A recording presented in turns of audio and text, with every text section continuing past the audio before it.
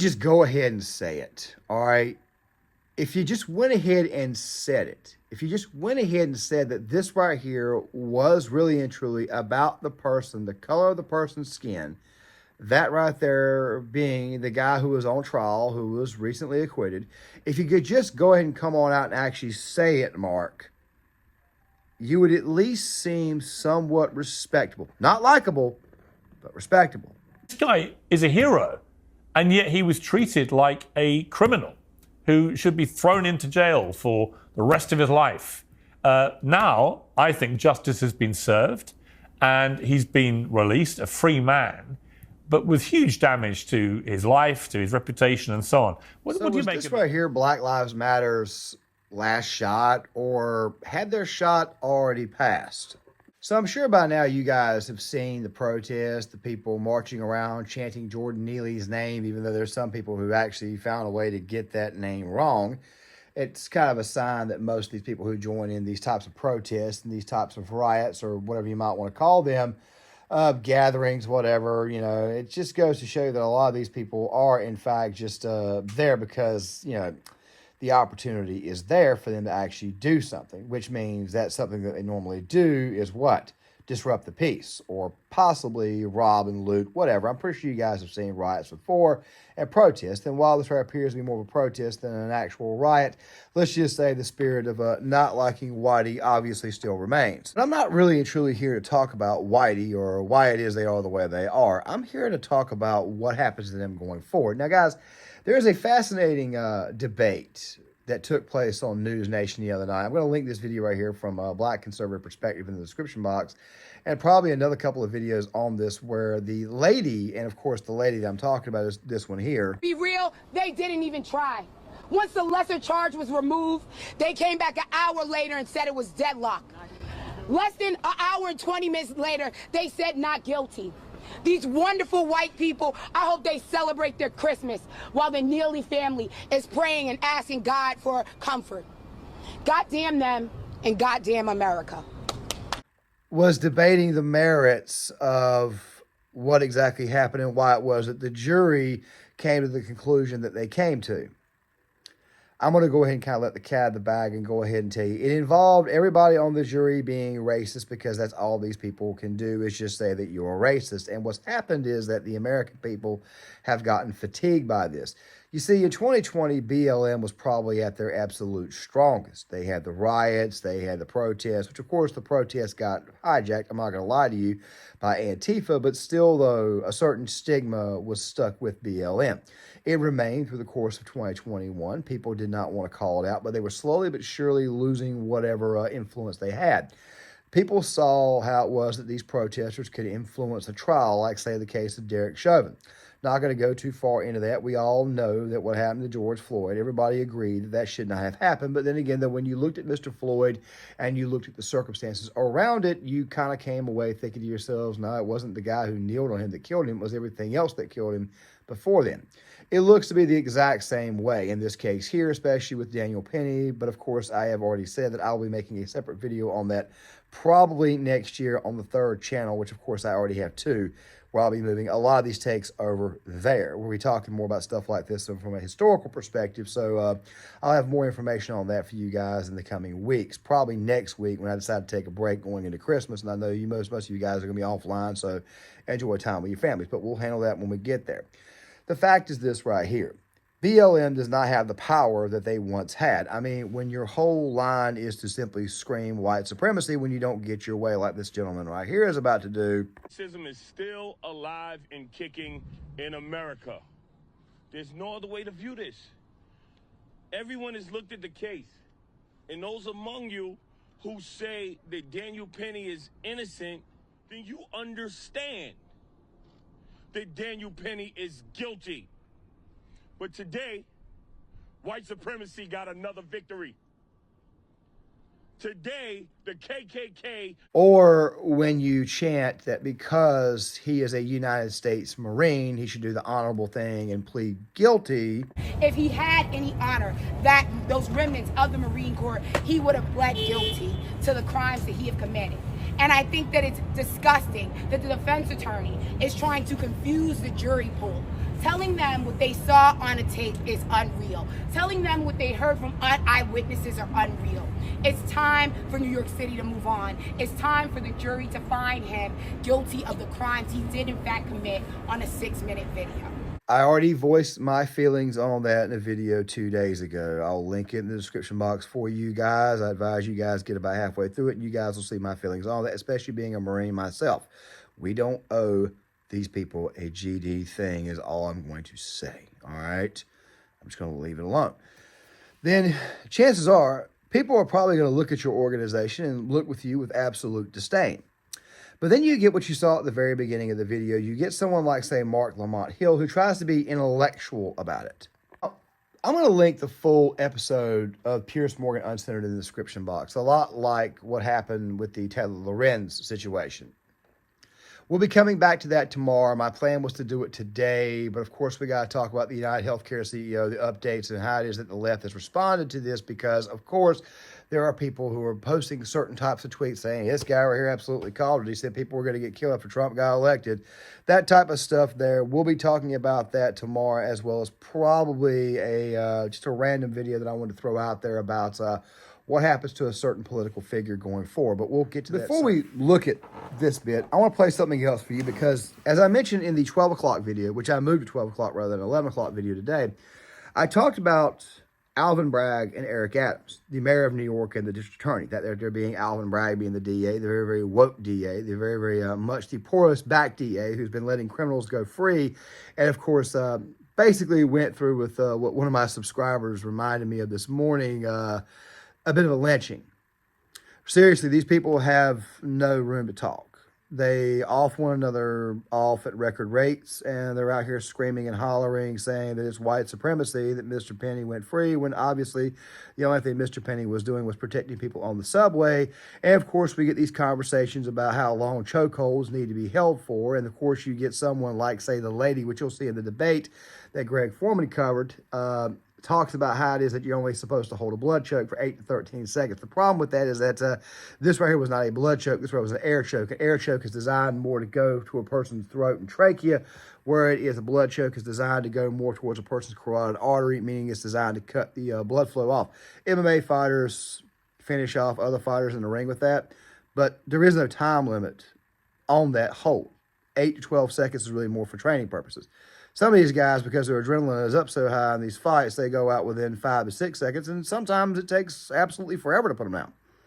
That really is not the case, but of course, I'll let you guys watch that video there. But of course, that does come up in this conversation. But I was talking about Alvin Bragg and Eric Adams. Well, I think the sentiment in New York City is exactly what Megyn Kelly said. Had the tweet of the day, which is great. Podarts is brilliant, and tweeted out the following. Today is a day to celebrate the jury system and the fair administration of justice. Tomorrow begins the relentless effort to get Alvin Bragg the fuck out of that office. That's exactly right. Not just Bragg, but all of these left-wing woke prosecutors who care more about skin color and how it's going to play with their constituencies than they do about justice.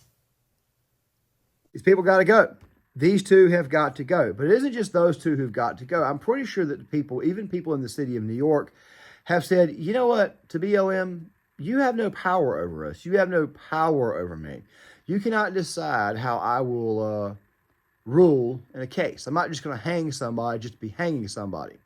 But of course, there are others out there who claim to be racial thought leaders, who are really just race grifters, who can't come back and can't say that the real reason why it is that they wanted Mr. Penny to be found guilty was because of his race. And with that there out of the way, let's go ahead and get to it. This is a clip of Jordan Neely's father talking about his reaction to the verdict. I just want to say, I miss my son. My son didn't have to go through this. I didn't have to go through this either. It hurts. Really, really hurts. What are we going to do, people? What's going to happen to us now? I had enough of this. The system is rigged. Now, Mark, I'm sorry. Listen, I've got a lot of feeling for any father whose son dies in those circumstances. But the idea the system has been rigged over this, the idea that this guy, Jordan Neely, clearly mentally unwell, homeless, and potentially violent, nobody knew his propensity for violence. All they knew was he was acting in a very threatening way and threatening to kill. Okay, two things really, really quick, because the topic of family is going to come up over the course of this video, which is something that I'm going to be talking about more so towards the end, because I'm pretty sure you guys know that BLM is nothing more than a grift, especially given all the recent revelations that we've had since 2021, the money, the payoffs, and the fact that they only seem to show up when it's politically convenient for them. Black people are killing themselves off at record rates, and these people don't show up to any of those. It's a lot of hypocrisy here, but most of you guys already know that. But the bigger hypocrisy, in my opinion, is Jordan Neely's father. Now, what happened to Jordan Neely is something that should not have happened. It was tragic. It shouldn't have had to have happened. And of course, as I've said before, Jordan Neely should not have had an episode and should not have been threatening people on the subway. But still, though, at the same time, if Mr. Neely's father had actually been an active participant in the boy's life rather than his death, which is now the reason why he showed up, he's even filing a lawsuit against Mr. Penny, it's possible that Mr. Neely could have turned out a little bit better. I mean, dude, Mr. Neely had so many drugs in the system that when police officers showed up, when first responders actually showed up to the scene, they were not allowed to give him mouth-to-mouth because of all the drugs in the system. There was a fear of actual AIDS there. Something that these people, by the way, will never mention. But let's get back to this. And you have a guy who's from the military, who knows how to disarm people, who did exactly what he was trained to do. And then an accident occurred, and it's incredibly unfortunate. But he did not want to let this guy go in case he got up and carried out his threat. Are you really going to try and argue? I don't know if you are. I'm just pointing a question to you, really. But is this really the way it's being framed, as a victory for the KKK? That if you don't think this guy is guilty, you've got racism in your heart? I don't think that that's the dominant position from people like myself who are critical of what happened and who are disappointed in the outcome of the trial. I think it's too simplistic to say that anybody who disagrees with me is a member of the KKK or has beliefs like the KKK. I think that becomes almost like a straw man argument. I think there are a few things that we need. Let me go ahead and preview something for you guys before we go any further. Marc Lamont Hill's start will find a way here real soon to go totally south. Because at the end of the day, it will always come back to the topic of race. When Mr. Penny talked to the police in his interview, which of course I'll link in the description box, some of the tapes that were released, he basically said over and over again that he saw a man. He saw a man threatening passengers. He did not see a black man threatening passengers. Now, you can make of that whatever you want, but truth be told is threats are threats. There are white people who are threatening. There are black people who are threatening. There are Hispanic people who are threatening. Threats come in all shapes, forms, sizes, and colors. So I tend to think that this young prior service Marine probably got it correct. And of course, me being a Marine who's seen 2 deployments in combat, I never actually saw it directly as in face-to-face, as in somebody directly in my face with a knife, or let's just say somebody was about to put their hands on me as far as the enemy was concerned. I mean, I was a tanker, not infantry, meaning I rode around in a tank. Still, though, Mr. Penny, given the situation, given the spot and where he was at, obviously he felt the need to step up and protect people on the subway. The New York City, Southern District of Manhattan, the jury found this right here to be correct, found this right to be the correct verdict. Of course, it came as some way of some nefarious BS, which the DA tried to pull at the last second after the jury was deadlocked on the first charge, that right there being the manslaughter charge, but that right there is not here nor there for this conversation. Like I said, I'll cover that more in an expansive video sometime early next year when we do look backs on that third channel and how it was that the media got things wrong. But let's get back to this. Are systemic issues here. There's poverty, there's homelessness. There are all these things that a lot of the world does not pay attention to until there is a crisis. That's not a BLM issue. That's not a conservative issue. That's not a left or right issue. The fact of the matter is we ignore this. The failure of the system here is not what happened on that subway. It's the fact that a person with mental illness can go untreated, unsupported, and houseless without any support. And then we end up with situations like this. Right, but for his father to be lecturing everybody in the way that he did, again, I don't have a lack of empathy for him losing his son, but the lecture that he gave, his son is wandering around as a homeless, mentally ill person on the subway threatening people. With all due respect to his father, where was his father? Like I said, father and family will come up a little bit later on. But there is something that I do want to play for you guys before we go any further, and that right there is the post, let's just say the post-verdict press conference, some of it real quick. Now, I'm going to link the video that I did at 12 o'clock, the video that I posted at 12 o'clock in the description box, because the city of New York has been dealing with this issue of mental illness, those who are on drugs, for a very, very long time, especially the homeless. And they claim that there's this initiative to get these people off the streets and get them help, which, of course, they need to get these people help because it's actually quite dangerous. But still, you could argue that maybe there was a bit of a failure here by the city of New York not to get to Mr. Neely. But still, though, at the same time, and I'm going to say this now and say it again later on, the true failure was actually in the household. Mr. Neely should have been taken care of by his family. He should have been raised correctly, raised right. I said this in my video about Taylor Lorenz. The biggest problem here is a lack of self-accountability. And the fact is this right here. Most of these leftoids, these left-wingers, and it will be coming up in tomorrow's video, they simply were brought up wrong, not raised correctly. Children that were raised by the TV, children that were raised by the Xbox or the PlayStation 3 or 4. By the way, I am somebody who does play video games. I'm not against video games. However, when the video game suddenly substitutes as a parent, you might have a bit of an issue.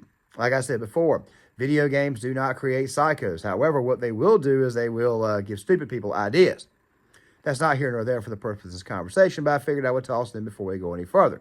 And one of these people who, quite frankly, wasn't raised correctly was Mr. Marc Lamont Hill. So let's get back to it. I mean, is that a reasonable question to ask? If that was one of my sons, I would feel an accountability and responsibility for the actions of one of my children. Would you? I probably would, but I also don't think that that's the most important question. I may share with you the opinion. In fact, I do share with you the opinion that, hey, we should talk about family structures. We should talk about parenting. We should talk about fatherhood. But when a father's son is dead in this moment, we as a nation, just like with the healthcare issue, we have an opportunity to talk about the broader system instead of us criticizing how a mourning father is dealing with his dead son. Let's talk about the conditions that got us there. Let's not play a blame game. Okay, so the conditions that got us there, the mourning father. The mourning father, as we discussed earlier, has only came out of his hole recently because his son's dead. Okay, maybe like I said before, if you'd been a much more active father, then, maybe we wouldn't have this problem. So once again, it goes to the broken home narrative. Everything starts at home. So maybe if you raise your children right, you might not have an issue like this. And I'm not saying this because I think Jordan Neely was a bad guy or a bad kid. Obviously, he had problems. He was a subway performer. He did Michael Jackson impersonations. And if you've ever been to the city of New York, like I have a couple of times, and you ever go into the subway, sometimes these things can be quite nice. It actually lightens up your day that you saw one of those Spider-Man dancers or whatnot. And yeah, it's kind of funny. It's kind of cool. It's kind of chill. But then again, at the same time, if you've ever been on the subway, then you know that it stinks. You know that there are people who go up there and just start urinating all over themselves. You got people who are doing crack on the subways. Of course, you've also got people who use the opportunity to bully others or throw their weight around.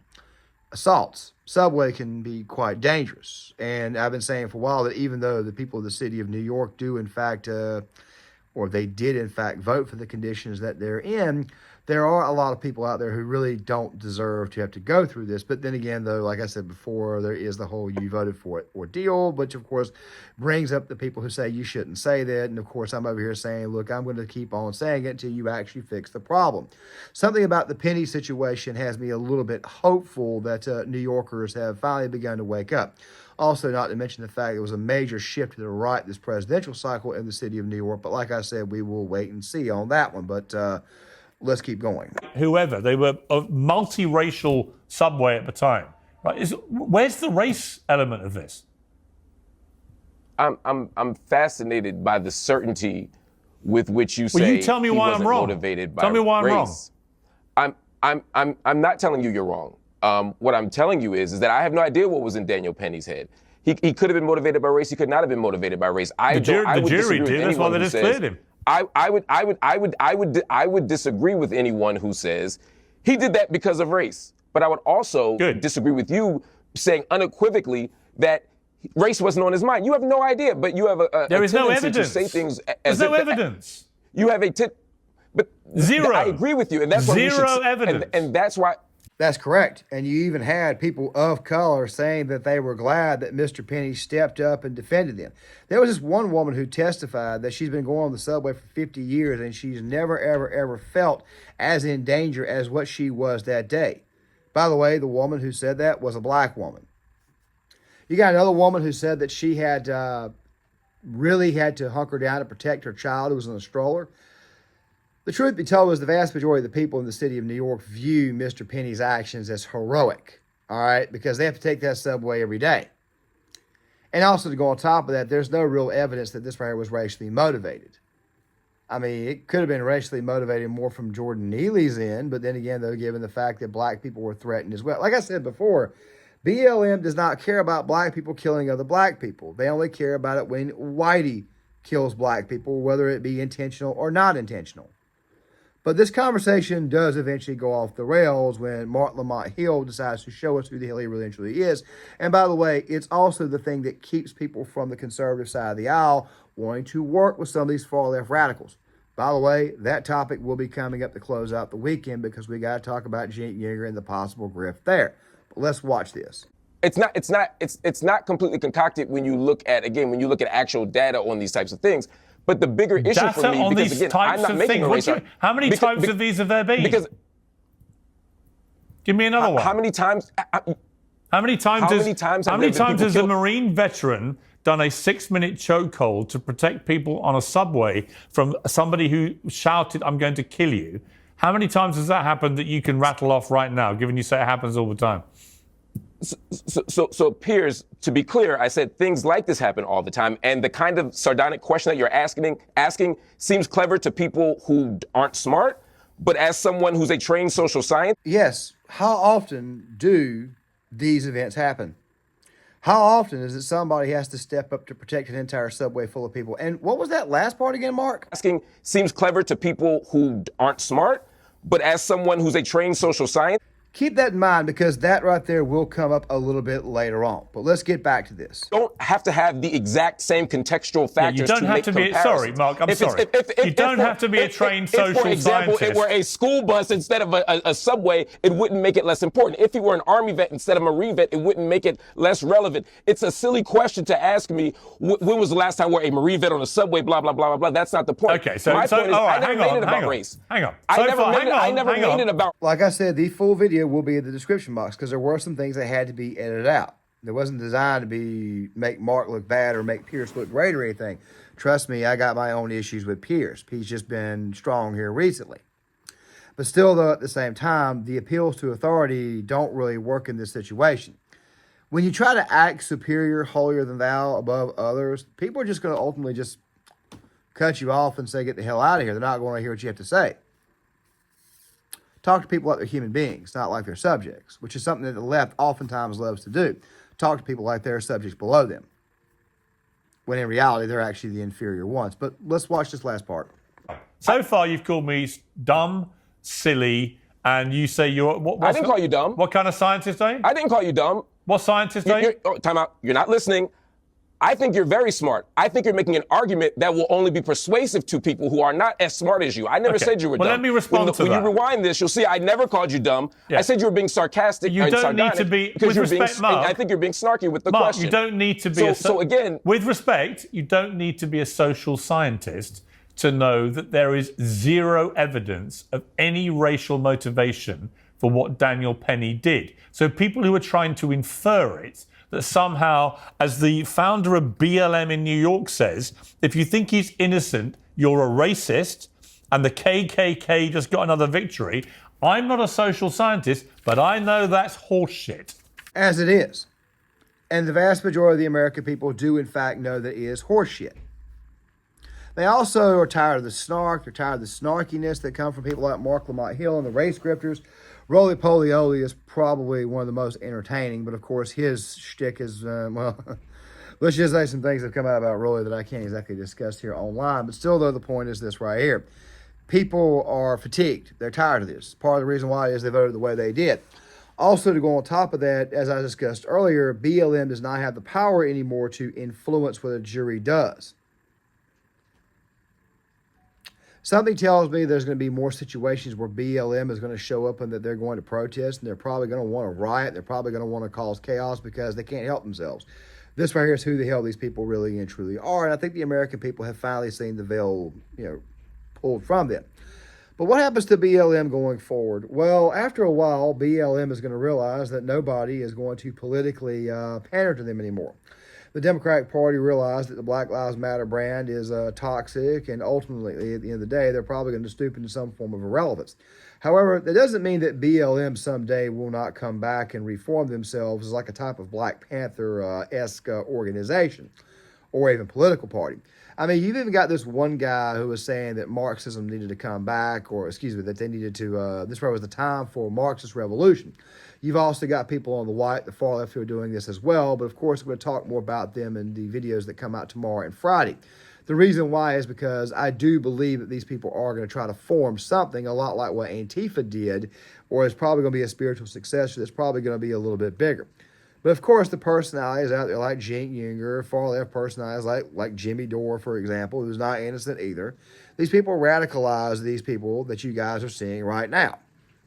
And they're trying to distance themselves from these people.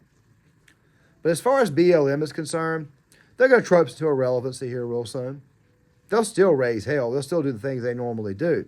But at some point in time, to survive, they're going to have to attach themselves to another entity. They're not going to like it that they have to attach themselves back to Whitey, but that right there will be entertaining to watch. Identity politics, it's like an endless circle of turmoil. It always falls apart, then it reforms, and then it falls apart again. These people ultimately end up eating each other. But that right there, my friends, will be a conversation for future videos, especially over the course of the next 2 videos I have planned this week. So make sure you guys stick around for each. Go ahead and hit the like button, subscribe, share the video, sound off in the comments, and I'll see you guys later.